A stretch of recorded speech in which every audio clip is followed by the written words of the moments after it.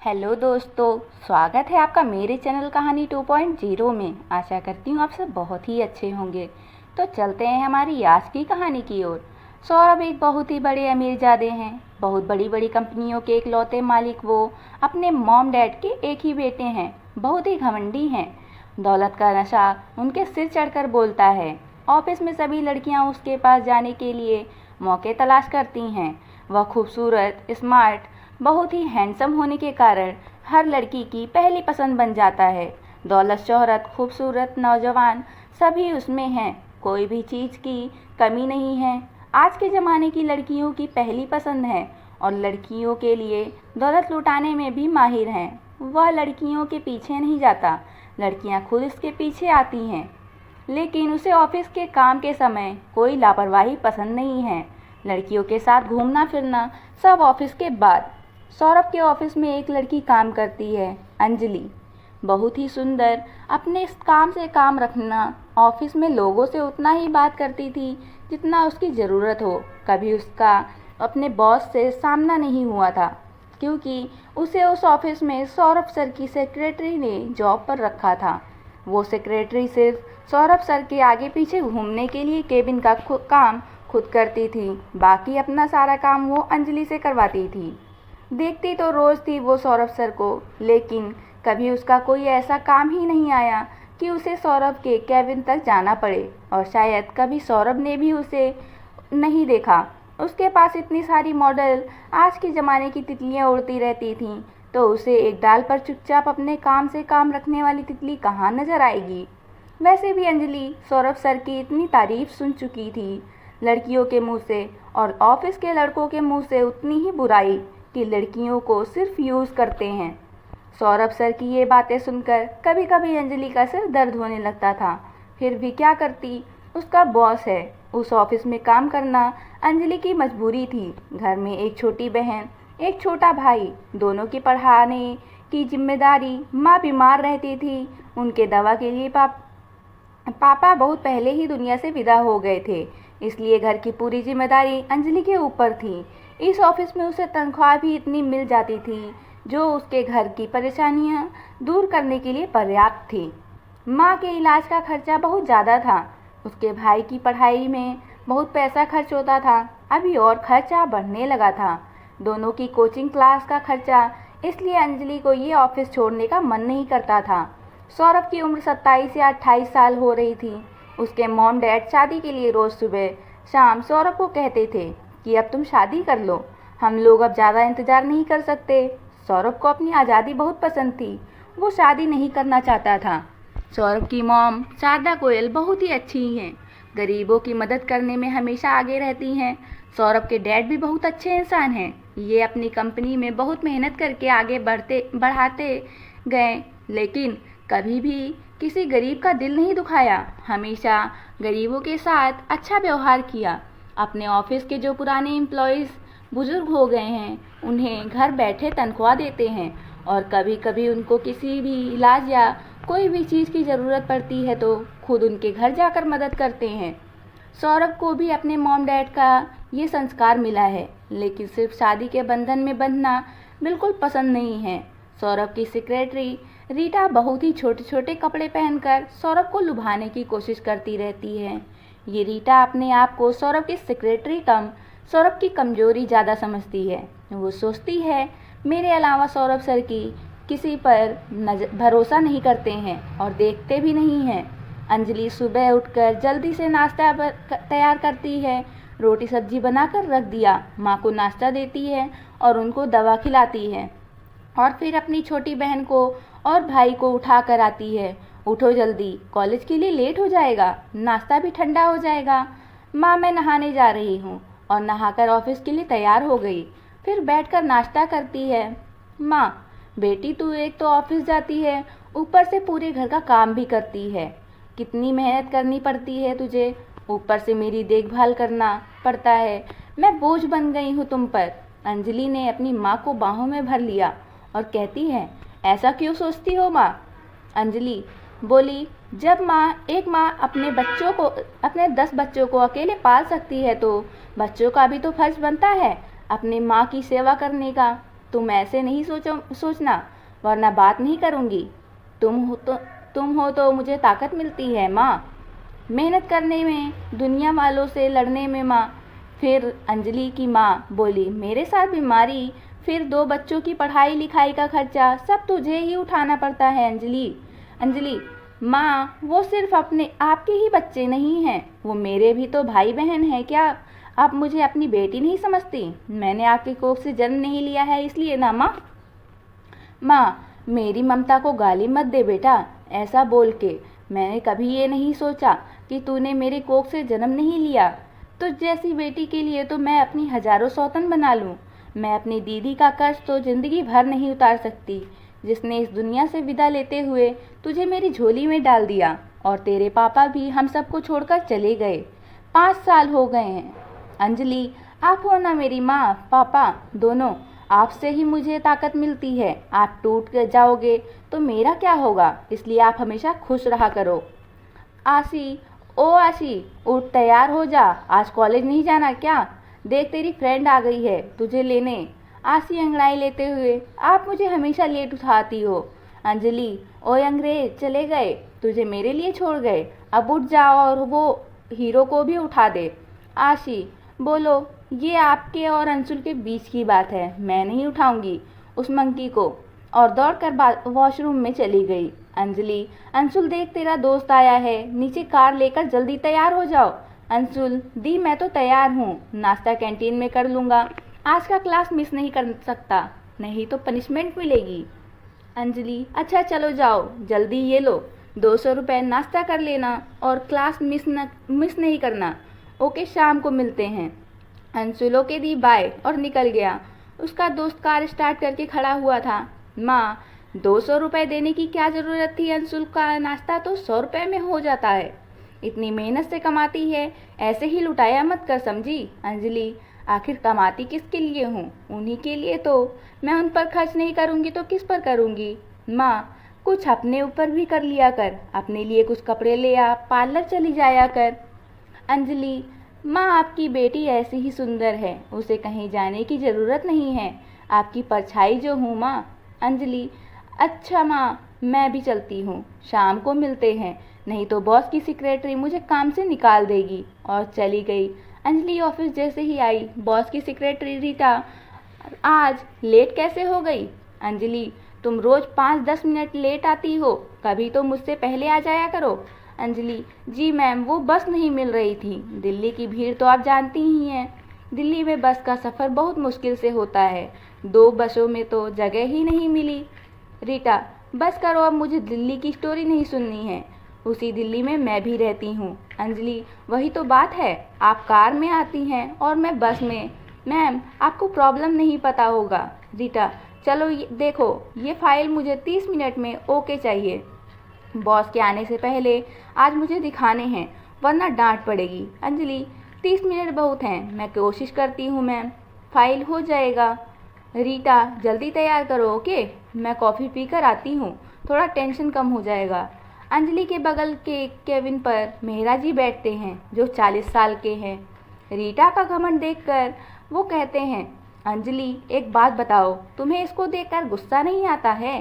काम तुम करोगी, बॉस से वाहवाही ये लेती है, वक्त पर काम तुम करके देती हो, टेंशन अभी तुम्हें होना चाहिए, कॉफ़ी तुम्हें पिलाना चाहिए, खुद टेंशन दूर करने गई है, क्यों करती हो इसका काम? खुद बॉस से मिलकर सेक्रेटरी बन जाओ, वो तो प्यून बनने लायक भी नहीं है, सेक्रेटरी बनकर घूम रही है और तुम पर हुक्म बताती है।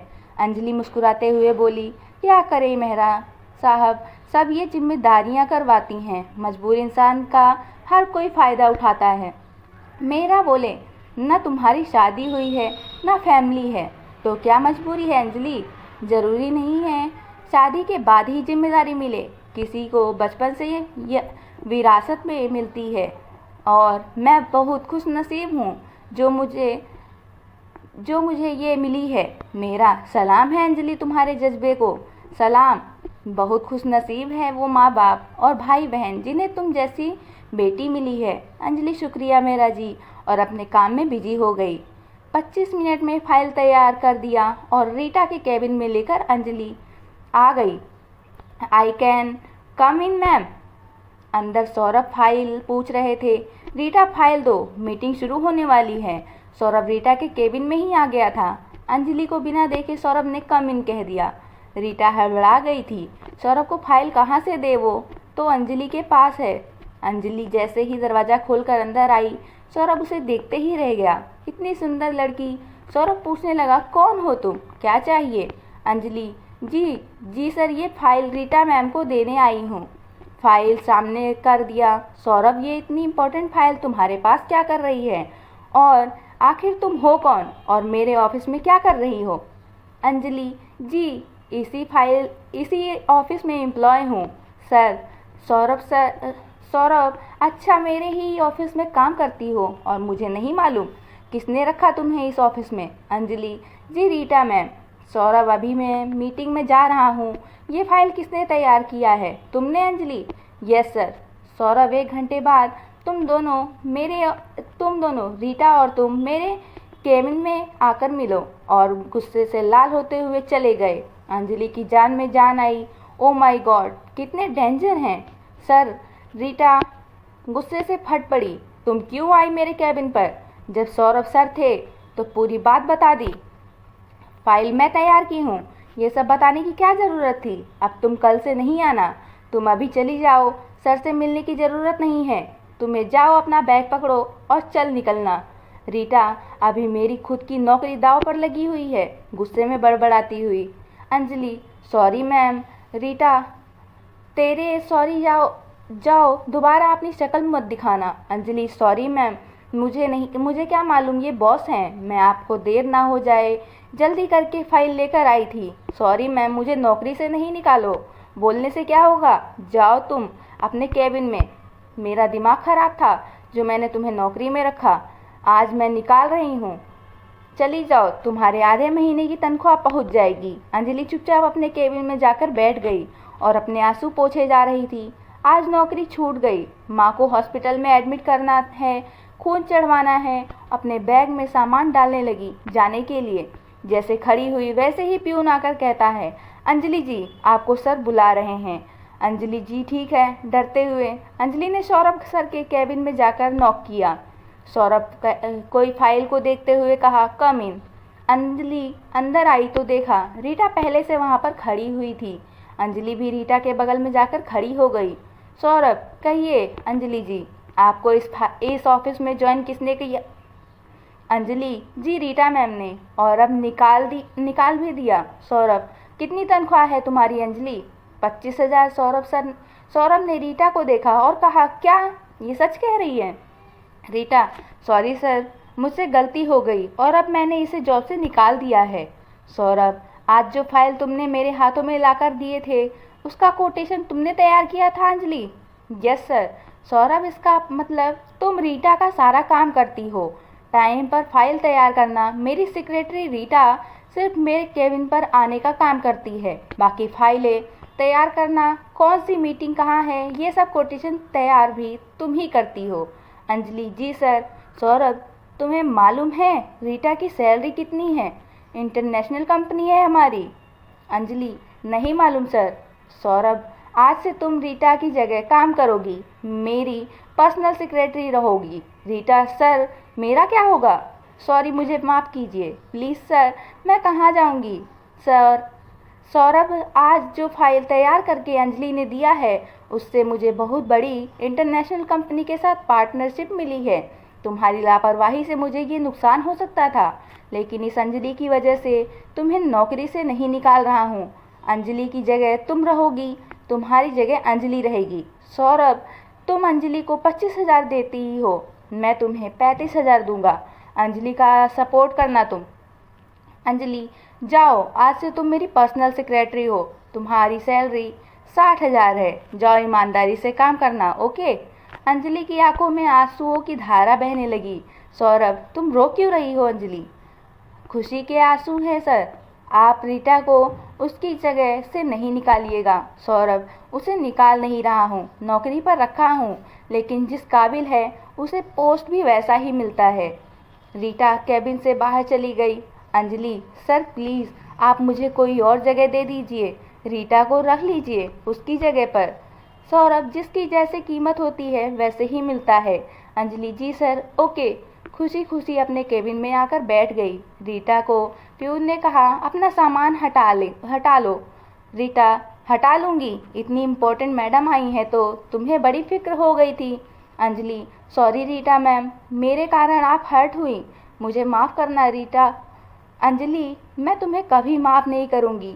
अंजलि, मुझे काम की बहुत ज़रूरत है रीटा मैम, वरना मैं ये नौकरी यहीं छोड़ देती। मेरे घर के हालात ठीक नहीं हैं, आप मुझे माफ़ कीजिए। और अंजलि अपने केबिन में बैठ गई। नया केबिन और आज से सौरभ सर की सेक्रेटरी और सैलरी भी बढ़ गई। हे भगवान, आपका लाख लाख शुक्र है अदा करती हूँ, मेरी परेशानियाँ आपने एक दूर कर दिए। अंजलि आज बहुत खुश है। घर जाते हुए बहुत सारे फल फ्रूट लेकर आई और अपने माँ की दवा भी ले लिया। घर में अंदर आते ही, माँ कहाँ हो आप? माँ, क्या हुआ अंजलि? घबराते हुए, क्यों चिल्ला रही हो बेटी? रूम से बाहर निकलकर आते हुए कहा। अंजलि ने अपनी माँ को गले लगाते हुए कहा, आज मैं बहुत खुश हूँ माँ, भगवान ने आपकी दुआ सुन ली। आज मेरी पोस्ट बढ़ गई और सैलरी भी डबल हो गई। माँ, लाख लाख शुक्र है भगवान का। अंजलि, आशी, आज पार्टी करते हैं, चलो तुम और अंशुल दोनों क्या क्या खाओगे वो ऑर्डर करो और मेरे लिए और माँ के लिए पनीर और रोटी ऑर्डर कर दो। सभी मिलकर खाना खाते हैं, खूब मस्ती करते हैं। आज मैं बहुत खुश हूँ। अंशुल और आशी दोनों अपनी अपनी फरमाइश बताते हैं। अंशुल, दी मुझे बाइक दिलवा दो ना प्लीज़, मुझे खुद की बाइक में कॉलेज जाना है। आशी, और हीरो, 60,000 हुई है, 6 लाख नहीं जो तुझे 1.5 लाख की गाड़ी दिलवा दे। अंशुल, तू क्यों जल रही है? अंजलि, देखो अभी तो पहले ही सैलरी में माँ का इलाज कराएंगे, अभी जैसे चल रहा है वैसे चलने देते हैं, फिर उसके बाद एक गाड़ी फाइनेंस करवा लेंगे। ओके अंशुल, थैंक्स दी। और आशी को चिढ़ाने लगा, इसे एक साइकिल दिलवा दो दी, कॉलेज जाएगी। आशी, ओए होए, खुद को तो देखो। अंजलि मुस्कुराते हुए, हो गया, चलो सो जाओ, सुबह जल्दी उठकर अपने अपने काम खुद करना, अब मुझे जल्दी जाना पड़ेगा, बहुत खड़ूस बॉस हैं। आशी, स्मार्ट नहीं है क्या अंजलि? क्यों, तुम्हें शादी करनी है क्या? आशी, स्मार्ट होगा तो कर लूँगी। अंशुल, वहाँ के प्यून से करवा दो दी इसकी शादी, बड़ी आई बॉस से शादी करने वाली। अंजलि, ठीक है, चलो अब सो जाओ दोनों, गुड नाइट। अंजलि सुबह 10 बजे सारे काम निपटाकर ऑफिस पहुँच गई। अपने केबिन में बाहर आकर काम करने लगी। अपने केबिन से बैठकर सौरभ सब देख रहा था। उसके काम करने के तरीके को, वह अपने काम में बिजी है। सौरभ ने अंजलि को अपने केबिन में बुलाया। अंजलि आई तो कहा, बैठो यहाँ पर, कुछ फाइल दिए और कहा इसको तैयार करना है, ये बताओ तुम अपने आप से। अंजलि ने फाइल पढ़ी और फिर अपने विचार व्यक्त करने लगी। उसकी नज़र लैपटॉप पर थी। उसने एक बार भी सौरभ की तरफ भी नहीं देखा। सौरभ को बहुत अजीब लग रहा था, जो भी मुझे एक बार देख ले वह मेरे चेहरे पर से नज़रें नहीं हटा सकता, लेकिन ये लड़की सिर्फ अपने काम से मतलब है। अगर अभी रीटा रहती तो मुझे नज़रों से घायल करने की कोशिश करती रहती। अंजलि, सर मैं ये फाइल अपने केबिन में लेकर जाती हूँ और आधे घंटे में आपको तैयार करके दे देती हूँ। सौरभ उसकी काबिलियत से प्रभावित होकर कहा, तुम इतनी इंटेलिजेंट हो, फिर रीता की नौकरी क्यों कर रही थी? कहीं और जॉब क्यों नहीं किया? अंजलि, सर आजकल नौकरी सिफारिशों से पर मिलती है। मेरे पास काबिलियत थी लेकिन सिफारिश नहीं थी, इसलिए मुझे मजबूरी में रीटा मैम की नौकरी करनी पड़ी।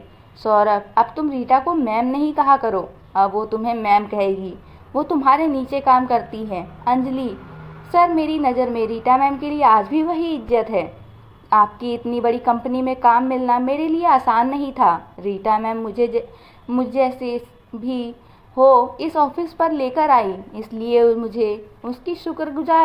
मैं उसकी शुक्रगुजार हूँ, हमेशा रहना पड़ेगा।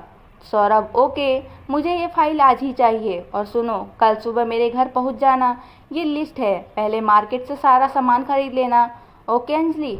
Okay sir. अंजलि सुबह से अपने घर पर सारे काम निपटाकर माँ को दवा पिलाकर आशी और अंशुल को कॉलेज के लिए उठाने लगी।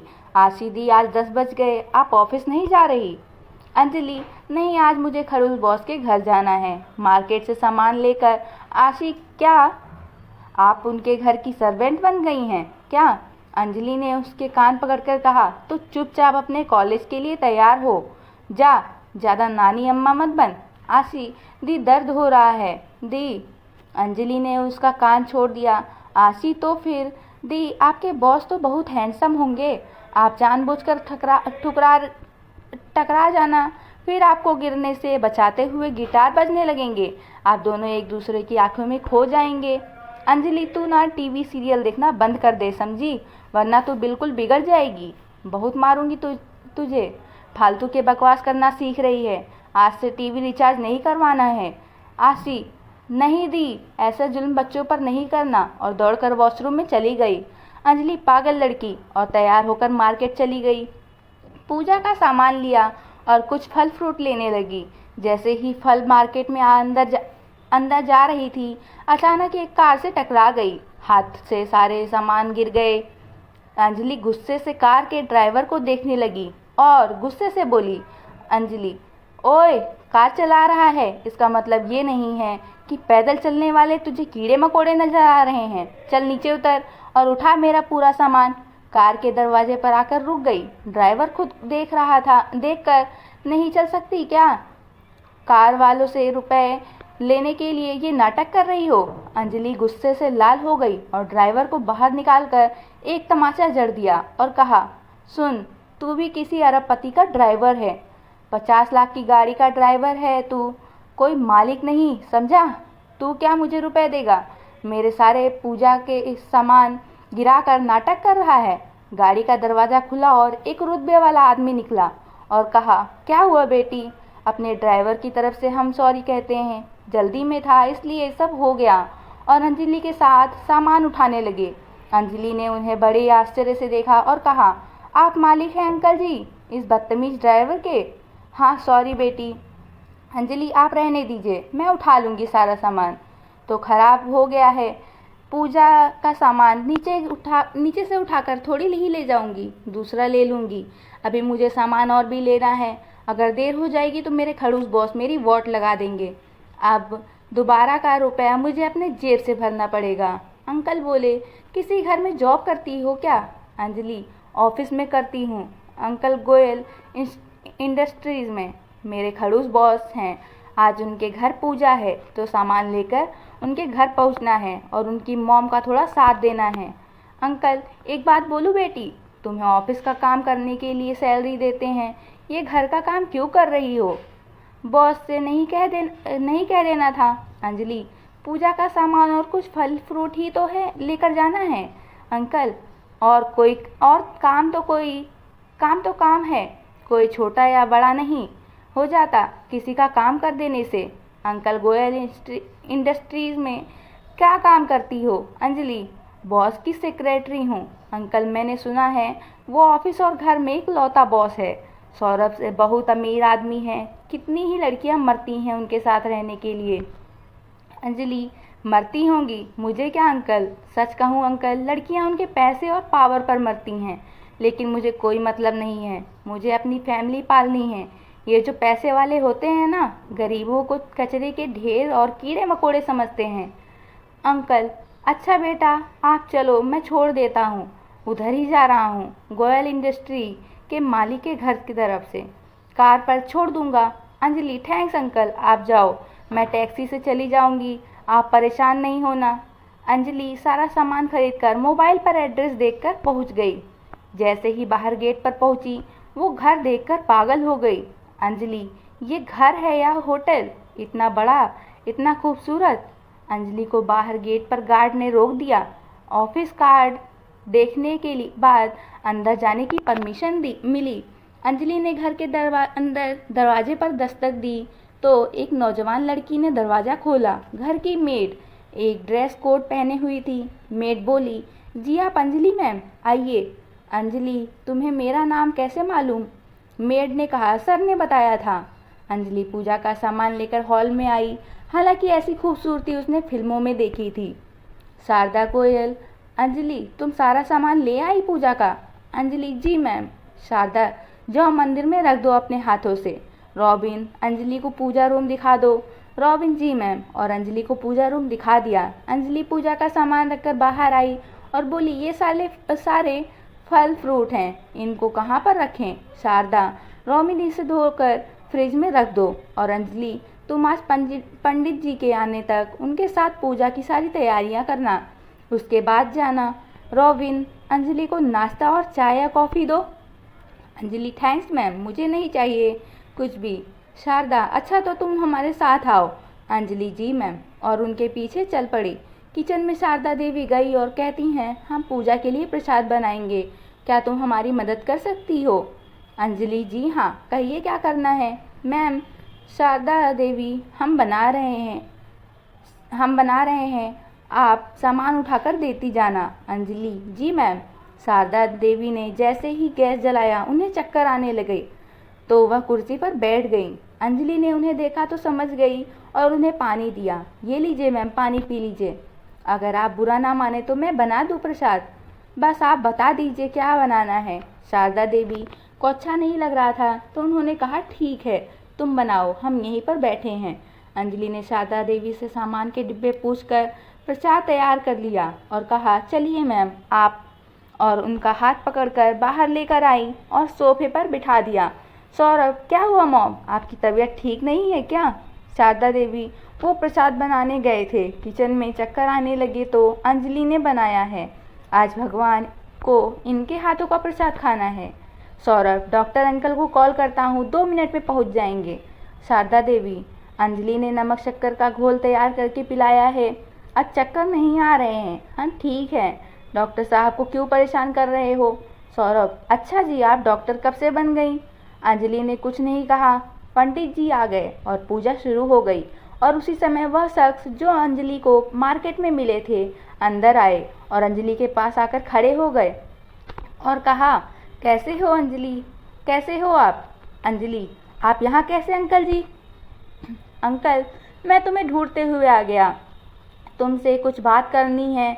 अंजलि, जी मुझसे क्या बात करनी है आपको? मैं यहाँ आपसे कुछ भी बात नहीं कर सकती हूँ, मेरे खड़ूस बॉस सामने खड़े हुए हैं, मुझे नौकरी से निकाल देंगे। अगर मैं इनकी नौकरी नहीं करती ना तो इन्हें एक दिन में सुधार देती, लेकिन मेरी मजबूरी है, मैं कहाँ जाऊँगी, प्लीज़ आप जाइए यहाँ से। और अपनी जगह से आगे बढ़ गई। सौरभ, आप कहाँ थे डैड? अब आ रहे हैं, मॉम की तबीयत ठीक नहीं है। अंजलि, ये तो ये हैं सौरभ सर के डैड, सुनील गोयल सर। पूजा खत्म हो गई और सभी को प्रसाद बहुत पसंद आया। सुनील गोयल, तुम्हारे हाथों में जादू है शारदा, बहुत अच्छा प्रसाद बनाया है। शारदा देवी, सच में बहुत अच्छा बना है, लेकिन मैंने नहीं बनाया है, ये तो अंजलि के हाथों का जादू है। थैंक्स अंजलि।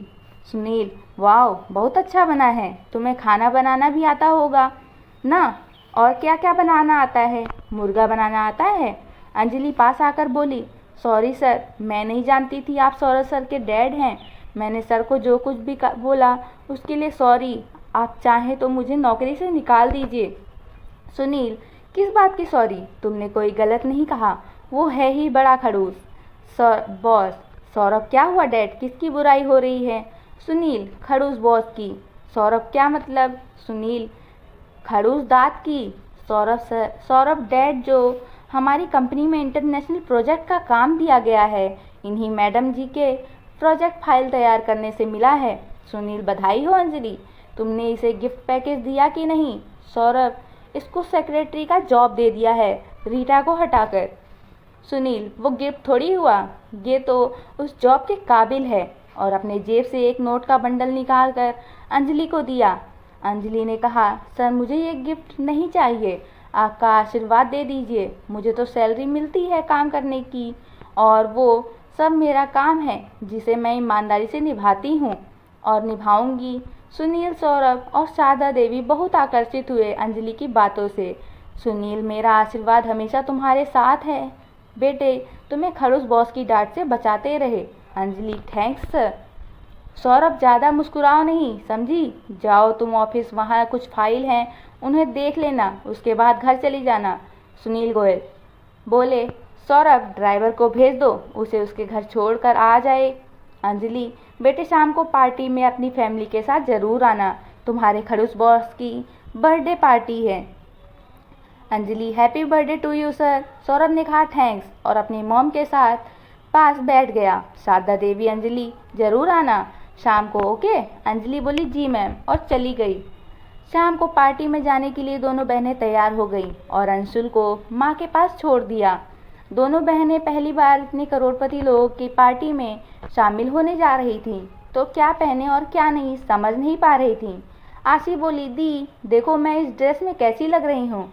अंजलि बहुत सुंदर। और दोनों आ गई और लॉन में पहुँच गईं। सौरभ सर के घर पार्टी में आशी सेल्फी लेने लगी। दोनों बहनें पहुँच गईं पार्टी में शामिल होने और सौरभ सर का बंगला। आशी दी बहुत सुंदर बंगला है, वाओ। अंजलि चलो अंदर चलते हैं। अंदर आ गई। सौरभ ने देखा तो अंजलि के पास आकर बोला आप बहुत सुंदर लग रही हो। अंजलि ने कहा थैंक्स सर। अंजलि ने खुश होते हुए हाथ आगे बढ़ाया कि सौरभ सर तारीफ करते हुए हाथ मिलाने आ रहे हैं। सौरभ सर उसके सामने से आगे बढ़कर किसी और से हाथ मिलाने लगे। उसे देखा भी नहीं। अंजलि को अपनी बेइज्जती महसूस हुई और वो वहाँ से हटकर उदास मन से एक कोने में जाकर खड़ी हो गई।